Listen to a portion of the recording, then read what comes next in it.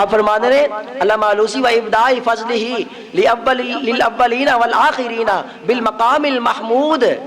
اور اس درود پاک کا مطلب یہ آئی ہے کہ اللہ رب العزت حضور جو جس وقت قیامت والدین مقام محمود تے فائز کرے گا، اس وقت حضور صلی اللہ علیہ وآلہ وسلم دے جڑے فضل ہے، حضور صلی اللہ علیہ وسلم دے حضور صلی اللہ علیہ وآلہ وسلم دے ساری فضائل و کمالات نے انہوں نے عام کر دے گا انہ دے اندر اولین اور آخرین دے اندر، کہ بھئی جڑے پچھلے امتہ نے انہ دے اندر بھی حضور صلی اللہ علیہ وسلم دی شان محبوبی دکھائی جاوے گی، اور جڑی اگلی آنے والی امت ہے، جڑی اساڈی امت ہے، جڑی قیامت تک لوگ آن گے، انہ دے اندر بھی شان محبوبی دکھائی جاوے گی. اس واسطے کہہ رہے فقط یہی سبب ہے انعقاد بزم محشر کا، فقط یہی سبب ہے انعقاد بزم محشر کا کہ شان محبوبی دکھائی جانے والی ہے، کہ حضور صلی اللہ علیہ وسلم دے او فضائل و کمالات جو اللہ رب العزت نے پردے میں چھپا کے رکھے ہوئے نے، قیامت والے دن وہ دکھاوے گا.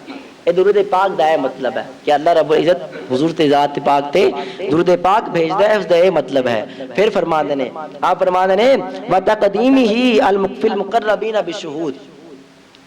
آپ فرماندے نے کہ حضور صلی اللہ علیہ وسلم جڑے مقربین ہون گے، اللہ رب العزت دے انبیاء ہون گے، اولیاء ہون گے، جڑے کائنات دے اندر جڑے علماء ربانیین ہون گے، حضور دی اس دے وچ شان وکھائی جاوے گی کہ بے حضور دا مرتبہ انہاں ساریاں تو بلند ہے، کائنات دی ہر چیز تو بلند ہے.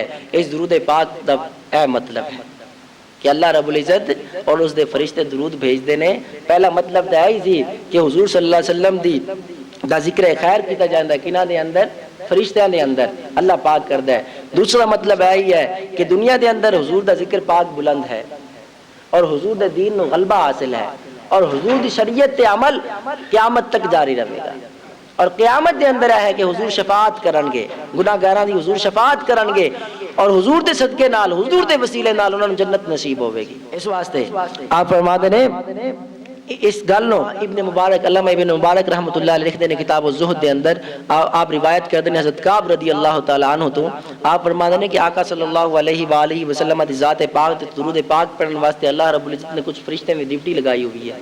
کنے فرشتے نے کہ 70,000 فرشتے طلوع فجر، جس ٹائم طلوع فجر ہوندا ہے 70,000 فرشتے آسمان تو زمین دے اٹھاندے نے، زمین دے والا آندے نے.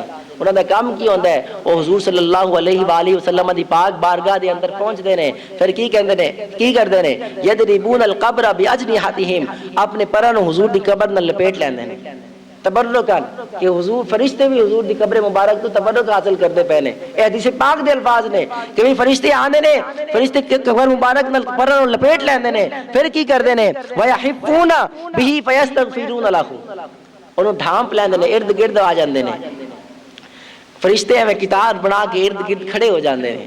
پھر کی کردے نے، فیستغفرون لہ، وہ حضور دی ذات درود پاک بھی پڑھدے نے اور حضور دی امت واسطے استغفار بھی کردے نے.